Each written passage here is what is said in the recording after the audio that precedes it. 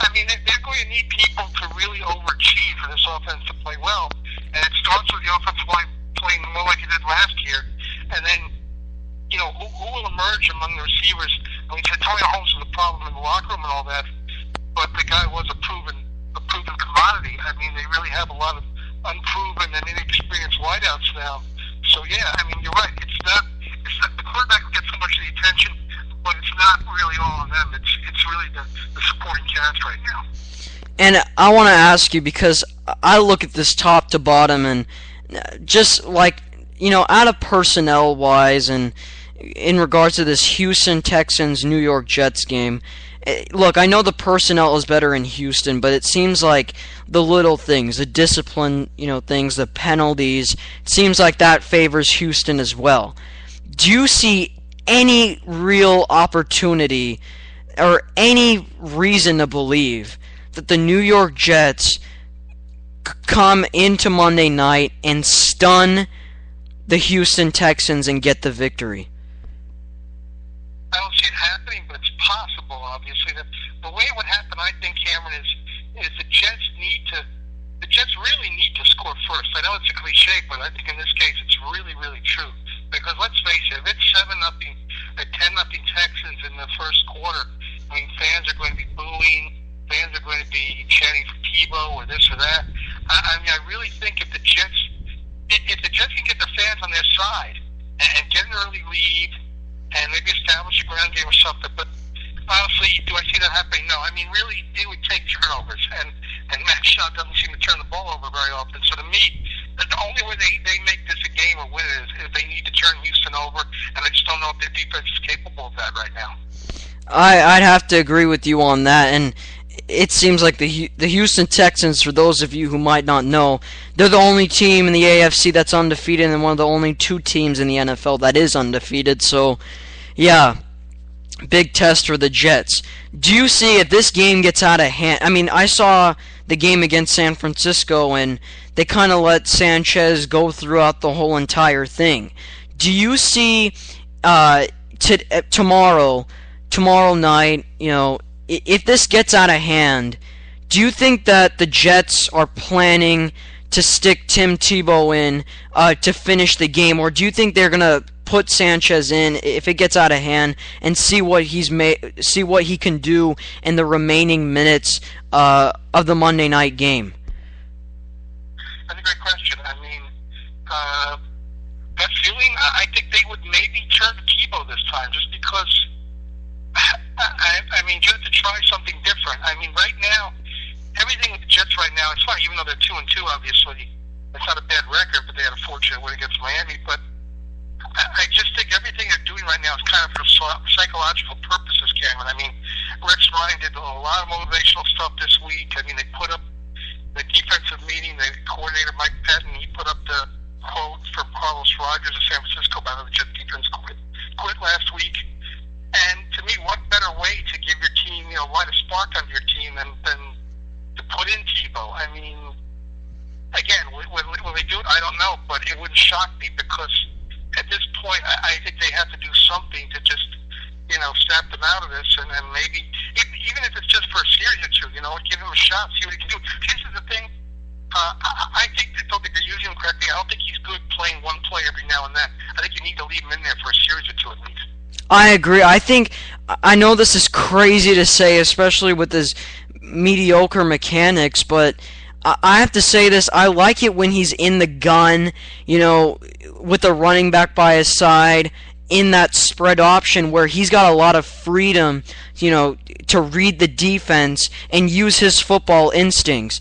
And first of all, I want to ask you, you told me those great things about the meeting and everything.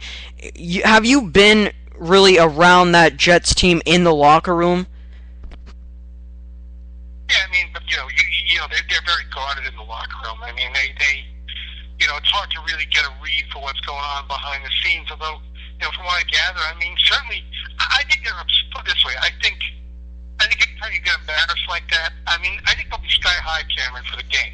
The question is, can they sustain it? Because I think when you're almost your manhood is getting questioned and you get blanked at home, I think any athlete, any competitor is going to want to show, hey, we're better than that. So I think there's definitely that feeling in the locker room this week. But, can Rex carry over to Monday, and can they sustain it? That's the question.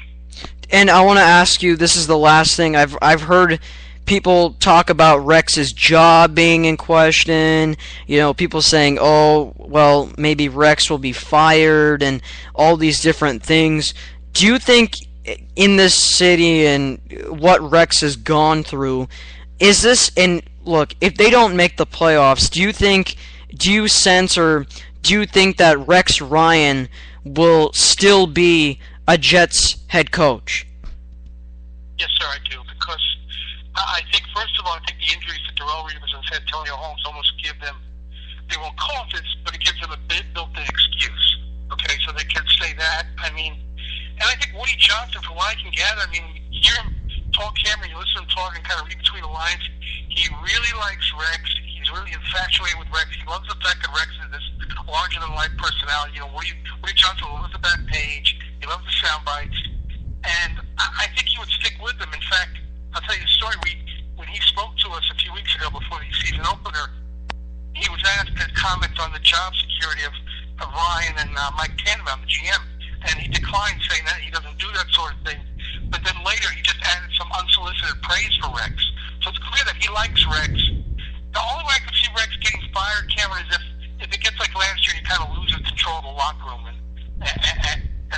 But I don't see that happening again, especially with Holmes not being there. So,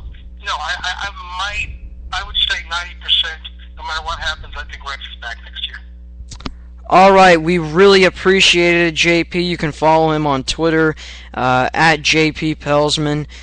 He has some great insight in regards to sports and in regards to the Jets and Seton Hall's men's basketball. So you can always check him out there. And thank you, JP, for coming on the show. Thank you, Cameron. I would love to do it again. Thank you so much. All right, thank you. Okay, that was the guy that we promised, JP Pelsman, to come on the show. So, you know what? Let's take a timeout from that interview. Then we'll come back to an update we have at the Mercedes-Benz Superdome between the San Diego Chargers and the New Orleans Saints. We'll be back in a moment. Okay. So, here on the Cameron Sadeghi Show, we promised that we'd give you an update between the San Diego Chargers and the New Orleans Saints, and we will. San Diego, Rivers just hit Malcolm Floyd, and now the Chargers in the New Orleans territory inside the red zone, still scoreless there with 8:50 to go and ticking.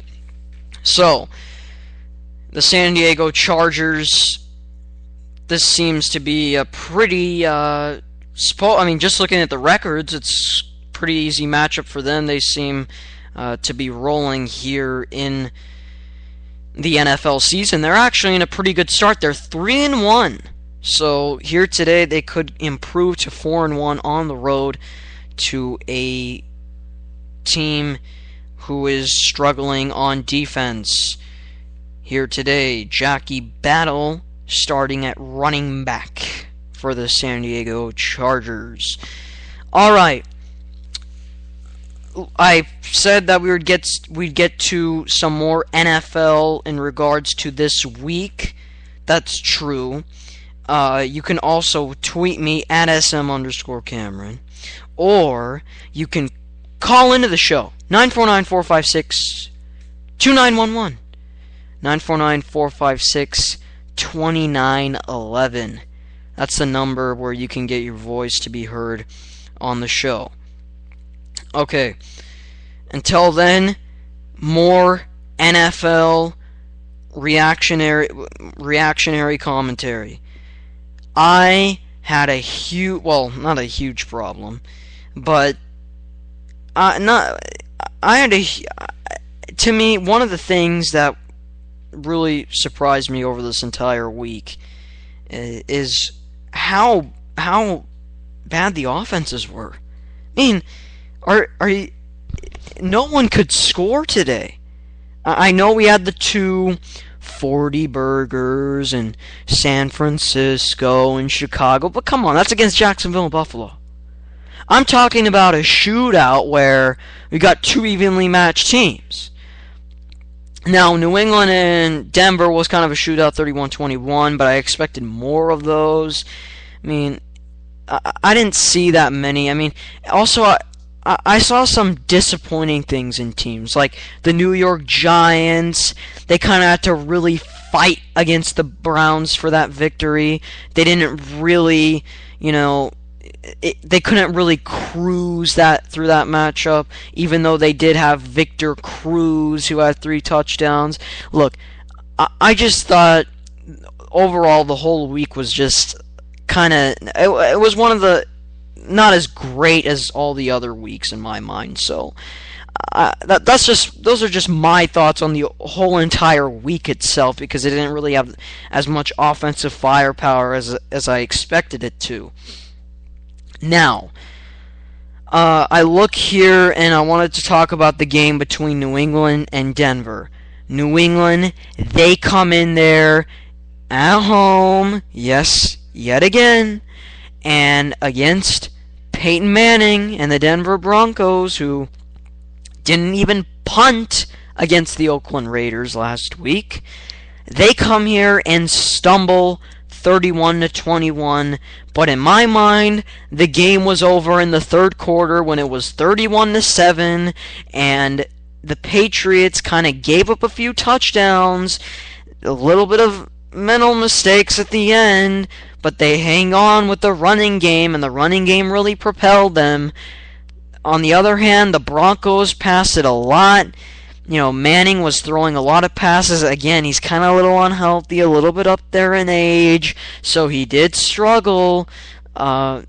He did at times. I mean, he did have some moments where there was a little bit of struggling. I mean, overall, the whole entire team, with the Demaryius Thomas fumble in the beginning, the Manning fumble in the third quarter, it just seemed like the Patriots did a really good job, especially in the no huddle and their running game. I thought to me, this reminds me of the Patriots Super Bowl teams in a way. Not necessarily with the statistics or how much points they put up, or all those things. It reminded me of the old Patriot 2003 teams and the 2001 team, because they put it on the ground. They ran the football today. Stephen Ridley had a 100-yard game. Brandon Bolden closed out the game with that 20-yard run down the sideline. So it seemed like, to me, New England really put it on the ground, and they worked off of that. They used the play action. They used the short passing game. Wes Welker at 100-plus yards, 13 grabs. He was just on target today. Gronkowski, did all right. Brandon Lloyd had some easy grabs. It just seemed like everything was in sync for New England. Overall. At the end, I got a little, it was terrible at the end for New England. They struggled through it. They, had some, the fumble, Brady going, the Patriots going for it on 4th down. I didn't really understand that. But, look, to me, New England, they did it today against a tough opponent. They really, put it on the ground. Their defense was really impressive. They put the pressure cooker on Manning at times, especially late in the game. They kind of didn't, but they really did a good job creating turnovers. And I think this New England Patriot defense is one of the more underrated defenses in the NFL. I feel like this is a more complete team for Tom Brady, and I feel like, especially as Tom Brady's getting older and older and older, this is necessary for the Patriots to win a Super Bowl. using the running game and having a strong defense. This is what the Patriots need for a Super Bowl, and I think they have enough to win a Super Bowl with these elements. Now, for Denver, I didn't